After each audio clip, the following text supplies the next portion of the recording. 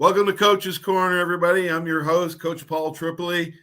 Thanks for watching the show and tuning in. We have a special guest, one of my all-time favorites, and not just me, but a lot of my teammates' all-time favorite strength and conditioning coach, Al Miller. Coach, thanks for joining the show today. Thank you, Paul. Thank you for having me. Gosh, I don't know, over a quarter of a century, NFL head strength coach with the Broncos, the Giants, the Falcons, and as you can see over my shoulder, stretching the Raiders.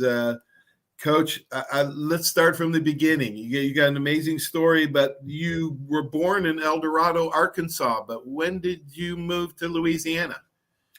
Well, I tell you what, Paul, it's sad to tell you, but first time I ever went to Louisiana, I think I played a junior varsity game in high school there one time, but in the 10th grade, but when I went to college. Oh, wow. So you are from Arkansas. Maybe that's why Coach Bryant liked you a little bit. Well, he was raised right up the road, and he dated a lady there when he was in his hometown, and would come down and catch a train. Excuse me a second.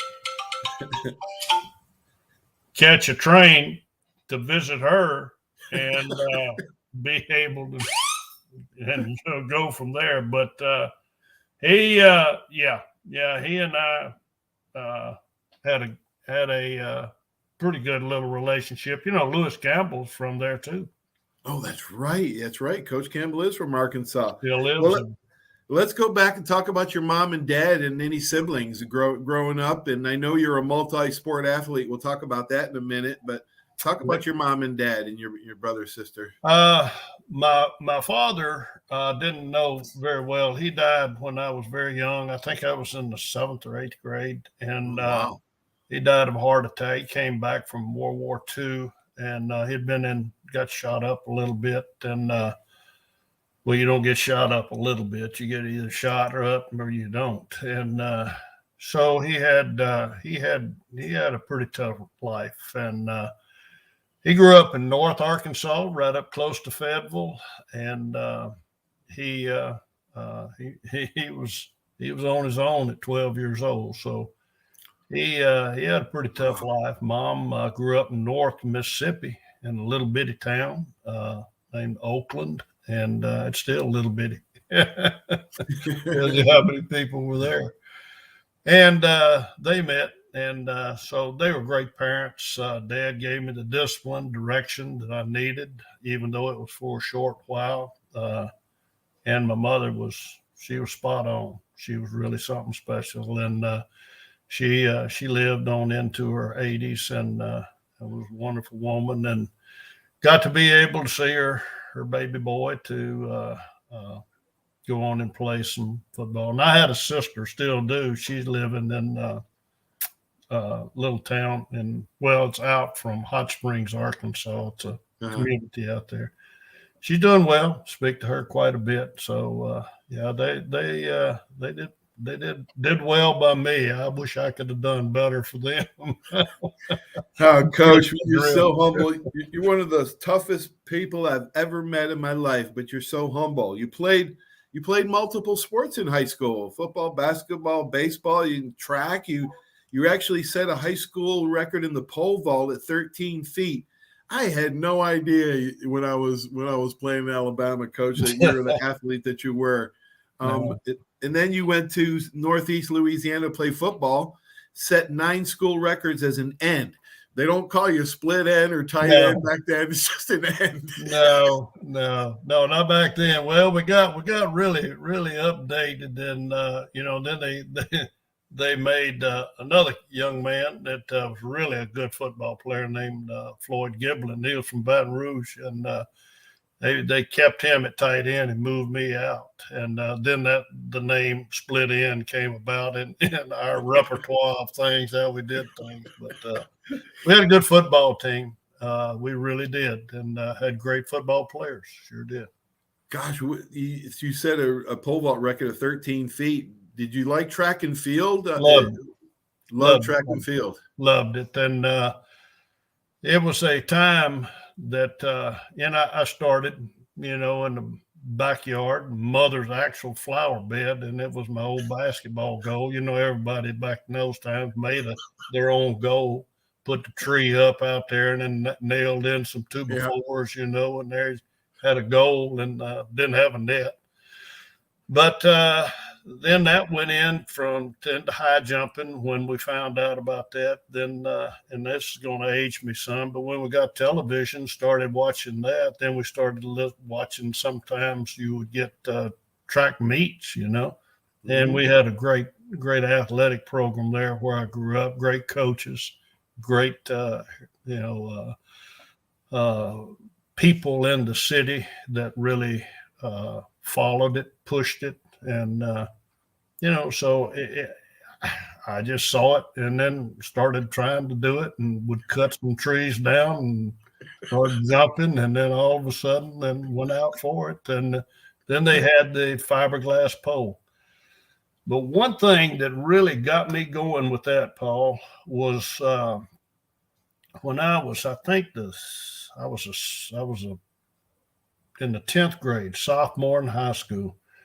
John Pennell, the world record holder at that time, set the world record, was the first man that ever went over 16 feet. 16 or 17, I can't remember. I think he was 16, and he went 16 something.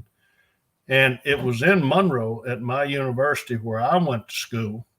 He was there. Wow. And it's about 100 miles from where I live. And so that got a lot of local press as well as national. And then I started following it. And of course, I started trying to emulate like all young kids do. And so there you go. That's how I do it. Well, you're a great player in Northeast Louisiana, and then you went in the Army, U.S. Army. Yeah. When I finished Vietnam time, when I was in school, and everybody, you'd sit around just like you guys did. Y'all would sit around and talk about one of the many things that was going on in the world at that time, and we did too. And it was one of the things that we did. It was a land grant school, so everybody had to go for 2 years of ROTC in the Army here, and that would be your freshman, sophomore years. Well, I was redshirted, thank goodness. Best thing that ever happened to me in my life. And I went to school when I was 17. And so I got that extra year that I needed to mature more ways than one. And I think that the year that I had to make the decision if you were going to go into what they call advanced ROTC, or if you were going to, just drop out and take your chances with the draft. Well, I'd never been lucky in anything like that, poker or throwing dice or anything else like that. So I opted out, to go in. As I said, if I'm going to go, I'm going to get paid a little bit more money and try to tell somebody what to do rather than to be. So went in. I ended up went in a second lieutenant, got out of captain. Wow. All right, your first full-time job coaching, Coach. Number one, thank you for your service. My dad was in World War II. I know it was Father's Day and everything, but yeah, my dad was an amazing guy. Started our youth community basketball program, coached all my baseball, football when I was a youth. I just want to shout out there to dads kind of missing Father's Day last week. My dad was a special guy, and thank you for your service and his service and everybody out there that serves. All right, your first full-time job as a strength and conditioning coach at Mississippi State. Well, my first full-time job was at Lee Junior High School here in Monroe. Yes, that's your first job. That was it, making $6,000 a year. I thought I was killing them. I said, man, I don't know what I'm going to do with all this money.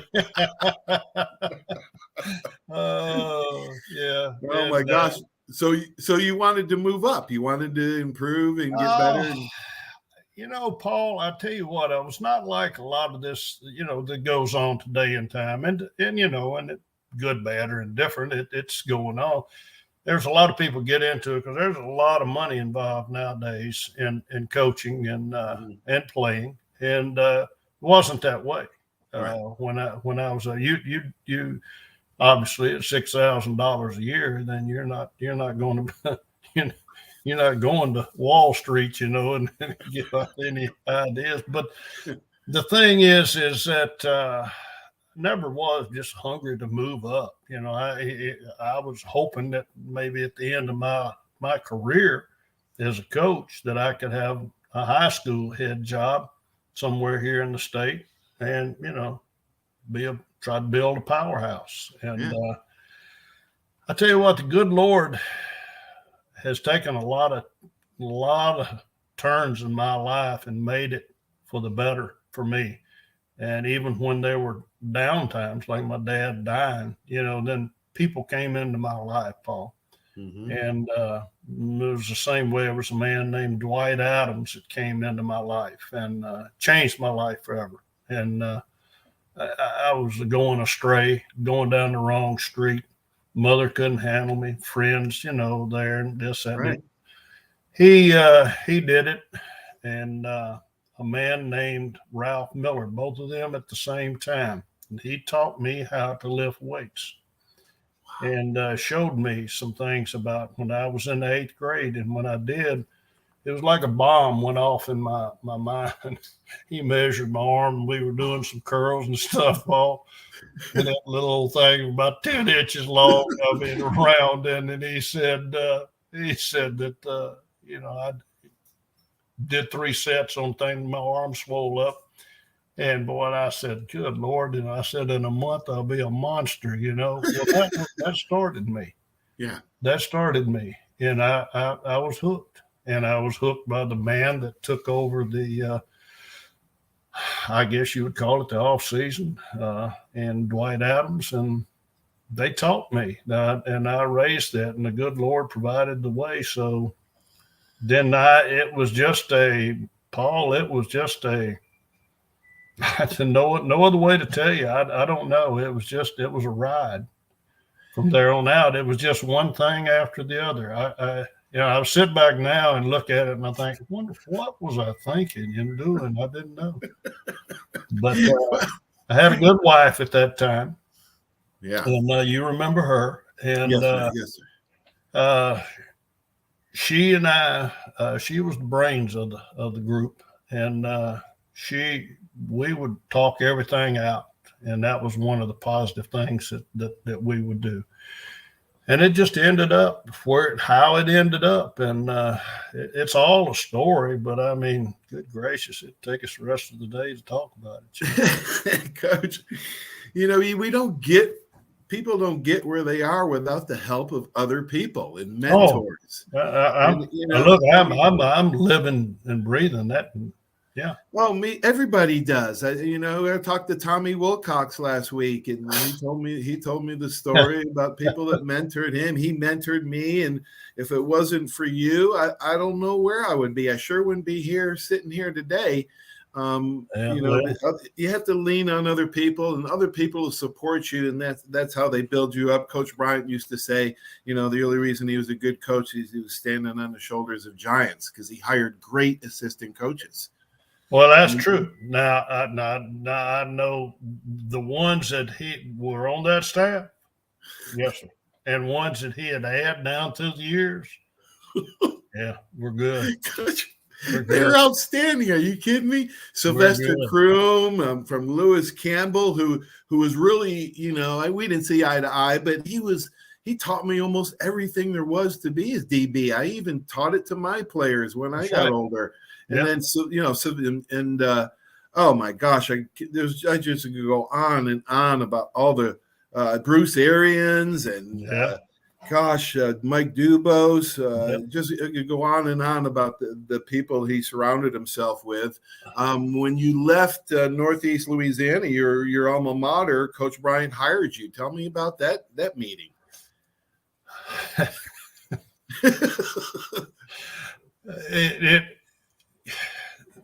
when I got into that the coaching that at the collegiate level, and that was back in my alma mater. My wife was back home, and I was 100 miles from home. So I mean, you feel pretty comfortable there. And well, we had a good football team, good coaches, real good coaches. Pat Collins was the head coach and was a real fine coach. And so we had things going, had players, and we did well. And a few years after I left, they won the national championship.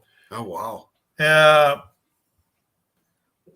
A group of guys would always get to kidding. It'd be just like me calling Paul Tripoli, and I'd say, Paul, this is so and so and so and so at the University of Texas or something. I need a defensive back coach. I need you out, and we just kid with each other like that. Well, we'd get some secretaries involved in it. Well, one day I got a call, and I'm sitting there, and they said. And Miss Knowles, Linda Knowles. Linda Knowles, yes. It was Coach's secretary. She was a God's own angel, boy. What a wonderful human being that is. And she said, Coach, this is, Coach Paul Bear Bryant is calling you to visit about a job right there. So I said, oh, yeah, sure. I saw, something silly like, how's Coach doing today? Because I knew it was somebody's. And she said, hold on a minute. So I'm sitting there thinking to myself, laughing. I said, I know which one of these knothead friends I got, that are going to be on the phone today. Boy, let me tell you something, Paul. He came on that phone. I was sitting there, a big old grin on my face. He said, boy, I sat up in that chair. I don't even know, man. And I said, I jumped up like a clown right there.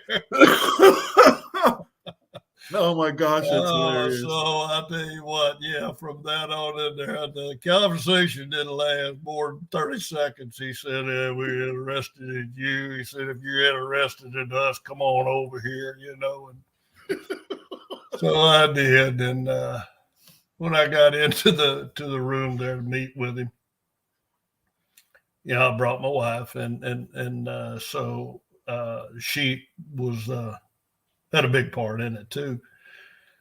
And so I thought it would be 5 minutes. I said, hey, wait right here. I said, this will be over in 5 minutes. Well, they took her and went around and showed her the whole smear and everything. We stayed in there an hour, and we started talking about things. He found out things, and I found out a lot about him, is that he was interested in the people that he hired.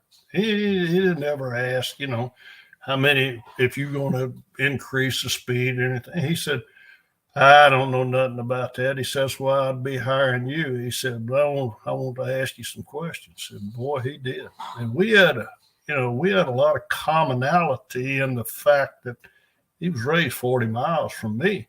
Mm-hmm. And a lot of men that were important to him in his life, I knew, or he knew them because he had recruited El Dorado. And El Dorado had a lot of great athletes when he was in actually Texas A&M at those times, and tried to recruit a lot of those kids that came out of El Dorado and went on to Arkansas. So he had an understanding and knowledge of everything, and certainly of where he grew up. So that was how it all came about. And we left it, I was going to have to go back and talk to my wife about it, because we had a pretty much, set in stone job here. So I rely on the man upstairs for the help. And I didn't have a daddy to go to. So I went to my father-in-law, who was a wonderful man. And he gave me some really good advice. The only time I ever used him, but boy, it was good. And he was a pilot in World War II, so he knew, And Oh, wow. yeah, so anyway, that was it, and I took the job, and one of the best moves I ever made.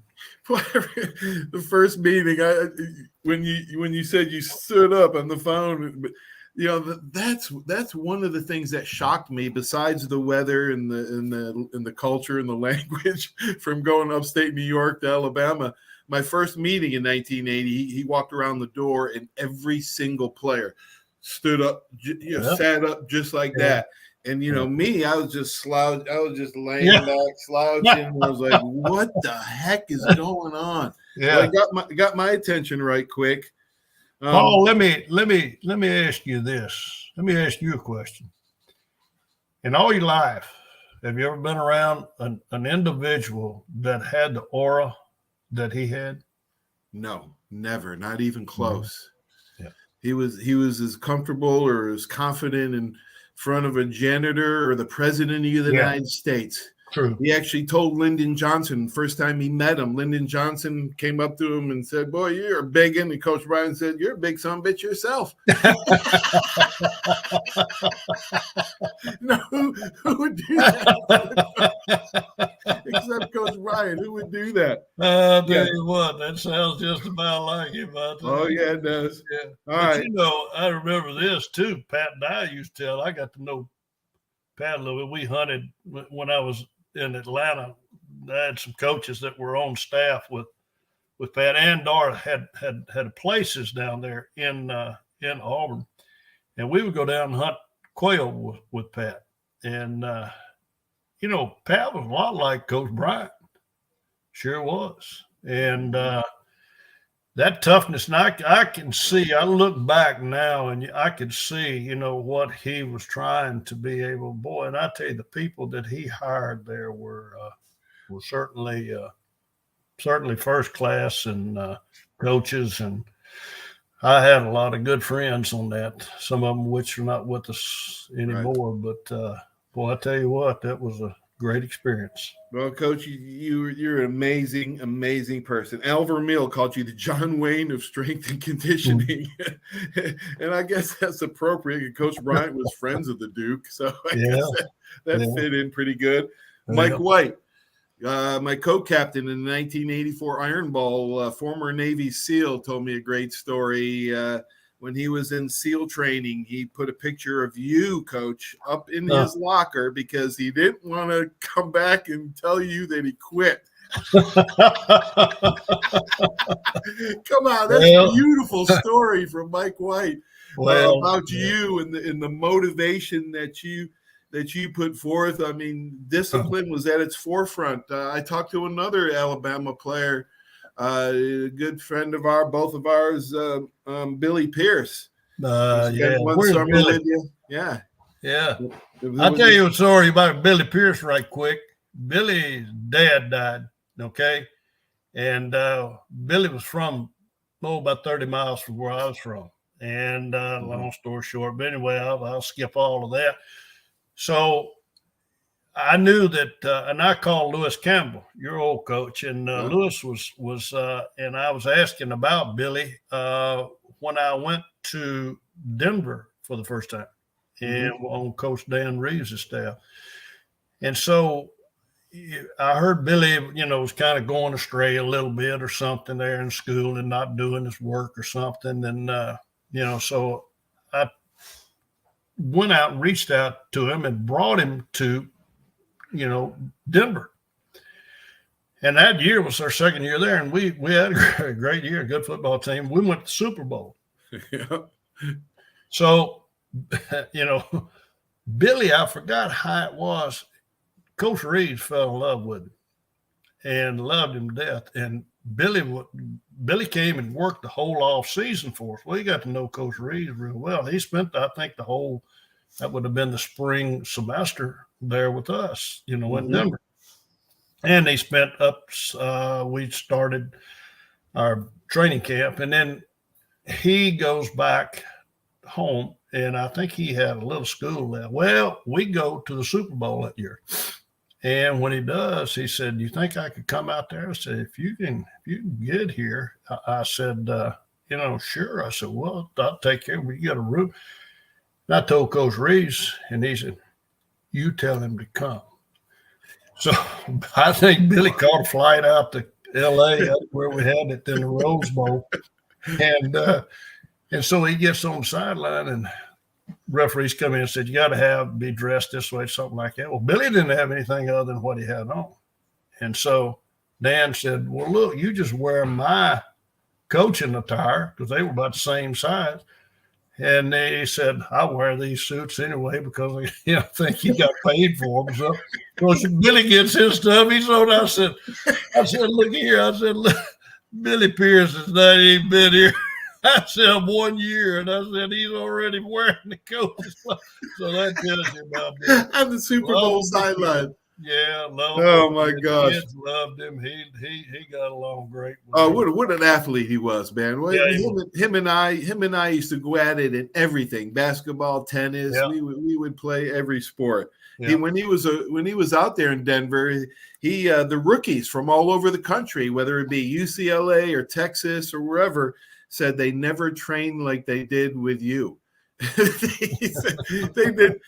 All those colleges were not doing the same thing that you were doing, Coach. Yeah. And I guess maybe I don't know if that's good or bad, Paul. Oh my gosh, Coach, it was good because they were complaining, which means it's good.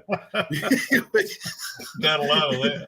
Oh, let's get into that a little bit, Coach. Let's talk about the system explained in a book you helped author after you retired from in the Soviet periodization adapted for American strength coach. And your co-authors, of course, your other two buddies that are on the Mount Rushmore of American strength coaches, Johnny Parker and Rob Panariello. I hope I said that right. Sounds like a good Italian guy. Yeah, Rob is with the actual. He's working now for the in Charlotte with the Panthers up there in football, and Rob grew up in New York and went into strength coaching. And remember Lou Carnesecchi, the old basketball coach who was up there, won everything. And and then he was they were in the Final Four, top Elite Eight and all that stuff. And then I think he went to Seattle. He tried to take Rob with him, but Rob stayed and didn't get along with the other guy, or whatever the case may be. But went in, got his physical therapy, and he's as good a physical therapist as there is breathing today. And he made an outstanding living at that. And but Rob was involved, and Rob knew a lot about that.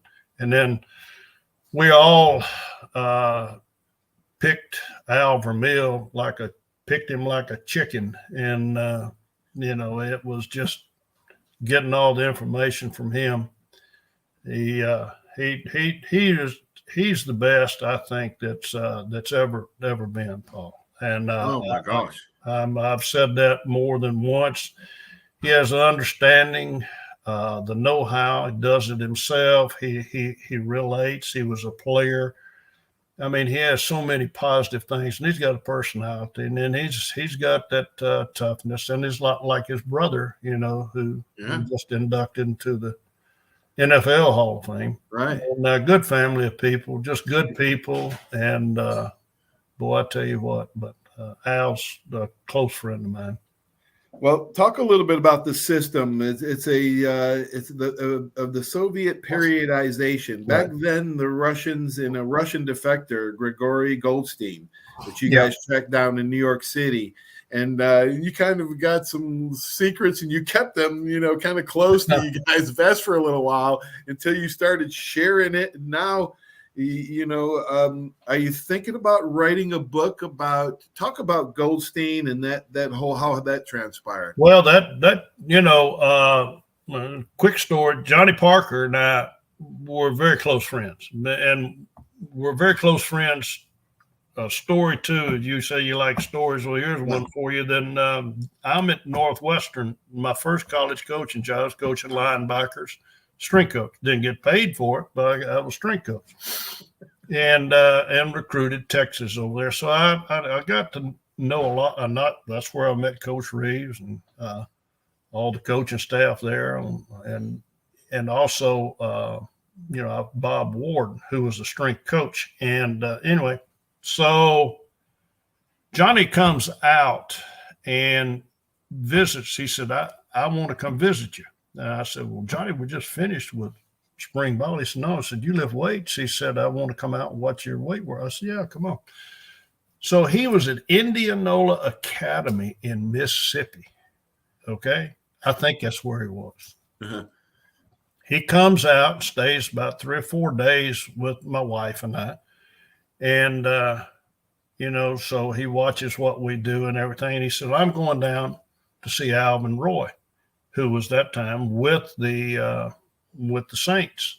And I'd already been down. I would go see Alvin just about every year that I was there, that I could get down there, because we had a coach that, and my wife was from there, lived there. So she loved the food and everything.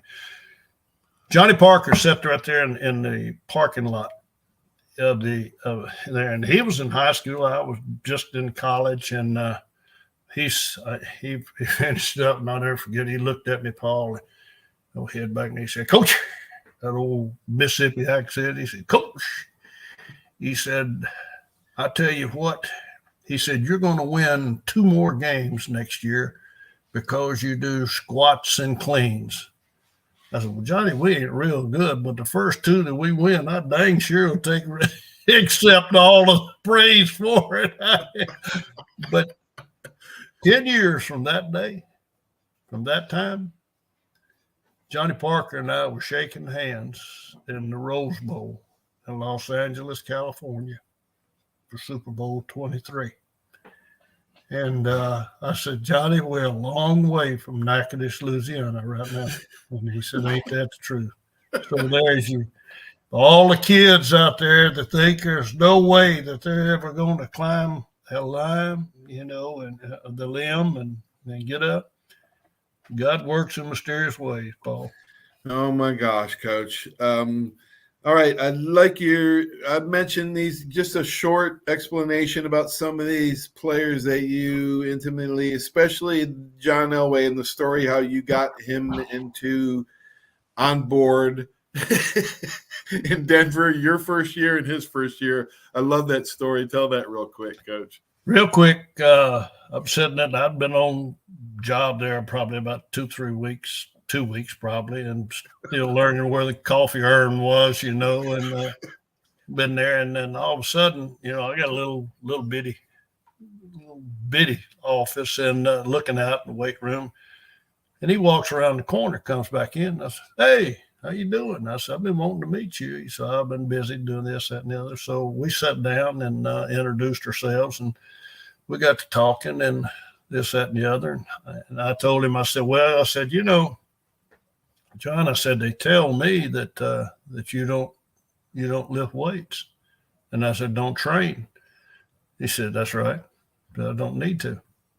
And I thought, well, I'd have something to come back and say, but there's the guys, the first player chosen, not only in football, but baseball too. And I thought, well, you know what? It's like when you're the kid, and everybody is real good, how am I going to tell him he's not any good?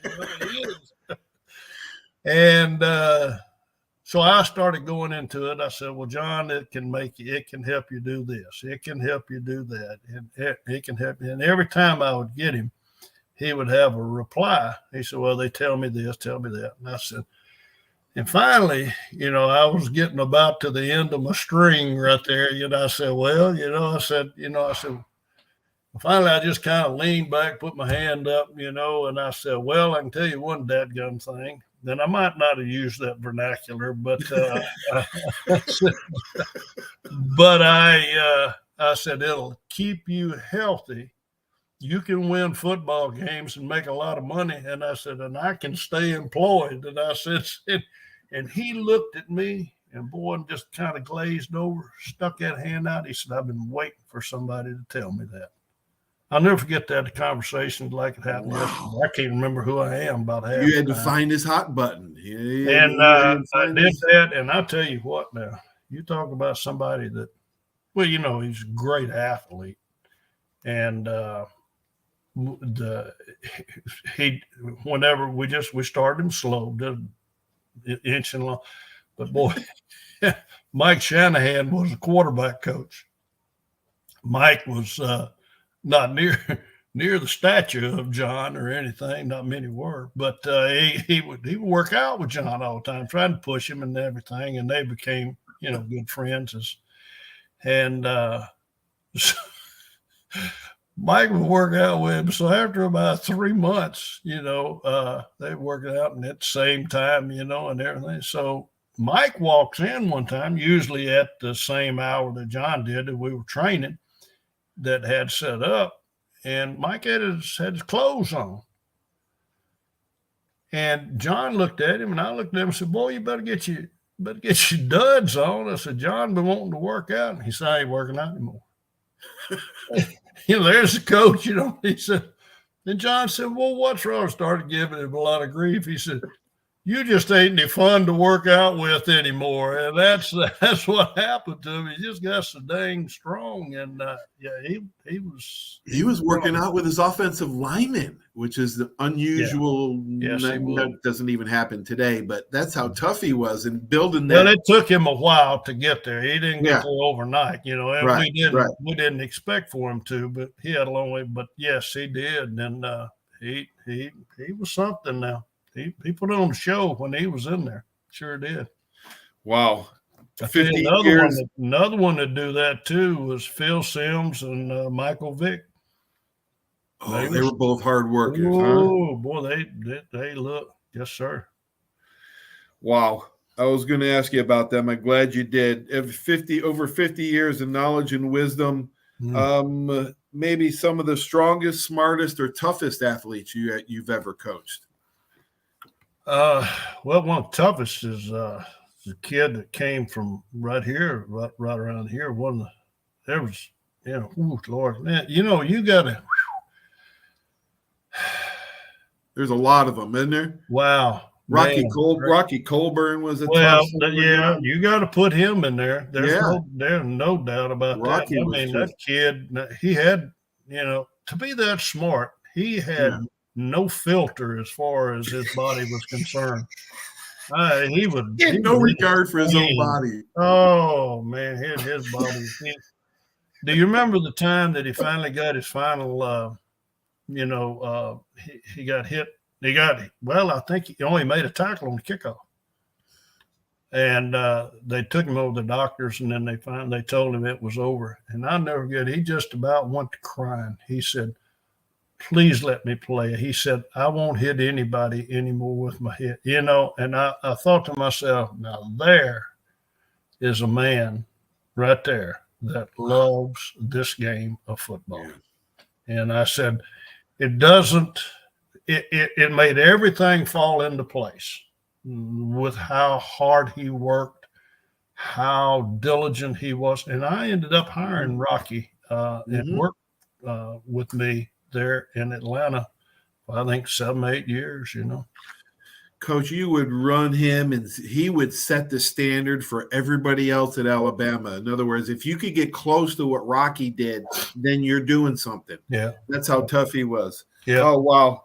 That's unbelievable, Coach. What kind of advice, last question, what kind of advice would you give a young college graduate that's in kinesiology, that loves sports, was an athlete maybe, and wants to be a strength coach? What advice would you give them? Well, I think this, Paul, and I think this to any coach that's ever going out there, or anybody that's going to work, any young person, and that is a really good question that you ask, and I hope that I can do it justice. But and I look back, as we were talking about earlier, I look back at the people that I worked with and for, and every person, now this doesn't happen unless there's somebody, and it was the man upstairs that helped me. I can tell you that real quick. No doubt about it.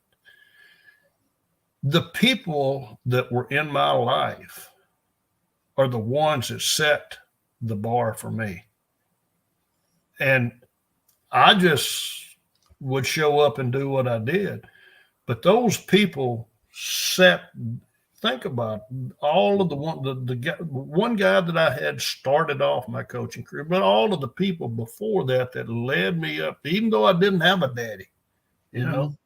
And people nowadays in time, they all say, well, that kid ain't got nobody, he'll end up. And I was going down that street. But you know what? They're take advantage of the one that comes into your life and go from there with the thing. There are people out there that will help you, but you got to understand who they are. Now, that to answer your question is, you say, who is this or that? But the people that you work for are more important by a long shot than where you work. You can coach at any of these big universities, but you might have a guy there that you don't get along with, that you don't see eye to eye with. You don't believe in the way that he's doing things. But every place you go and do, if that is the quality of person that is there, that is setting the example, then, boy, you're in the right spot and you're doing the right thing. And I was fortunate for all those years to have a man named Dan Reeves for 19 years. And, of course, yes, I had Coach Bryant, but the years were short.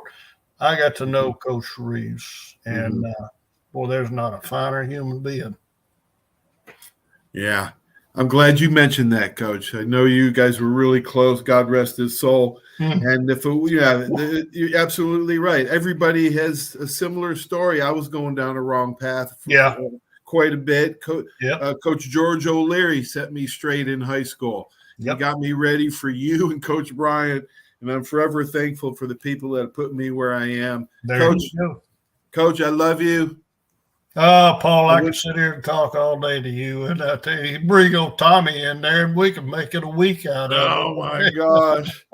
Go hunting, go some quail hunting. Hey, boy, Tommy, tell Tommy I said hello, and all those guys. All those guys, I see him, Coach. Yeah, wow, sure enough.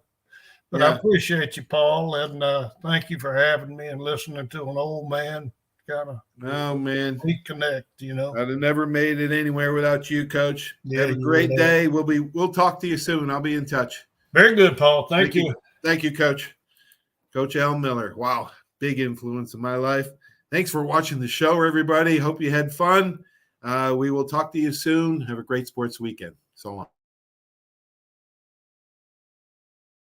There's a reason why Hill Kelly in Pensacola is the #1 selling Chrysler Dodge Jeep Ram dealer between Jacksonville and New Orleans. While other dealers have taken advantage of a competitive market with higher prices, Hill Kelly has discounted prices to the lowest of the year. And Hill Kelly in Pensacola won't surprise you with excessive charges beyond the selling price. Come see why people from Milton, Pace, Foley, Bay Minette, Daphne, Gulf Shores, Mobile, and beyond are driving to Hill Kelly in Pensacola to buy their next new Chrysler, Dodge, Jeep, or Ram. At Hill Kelly, the bottom line price and your satisfaction are what really matter. So before you sign, check the bottom line and make the trip to Hill Kelly in Pensacola to see what true local ownership can do for you. At Hill Kelly Chrysler, Dodge, Jeep, Ram, Highway 29 in Car City, Pensacola. Or shop online 24/7 at hillkellydodge.com. When it comes to bottom line pricing, nobody beats a Hill Kelly deal. Nobody.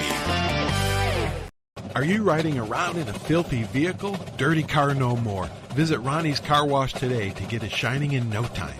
They have 3 convenient locations with another coming soon. The unlimited monthly wash packages start as low as $14.95 per month with free vacuums, multi-purpose spray, and towels. Visit them in Gulf Breeze, Navarre, Fort Walton, and soon Crestview. Don't wait, wash today. Be sure to see Ronnie's Car Wash on Facebook to see the latest specials and discounts. You'll be riding and shining in no time. Arbitrium Consulting for all your fencing, landscaping, pressure washing, tree trimming needs. Call 850-483-0350 for your free estimates. Serving Pensacola, Gulf Breeze, Navarre, Fort Walton, Destin, Perdido, Gulf Shores, Foley, and the entire Gulf Coast.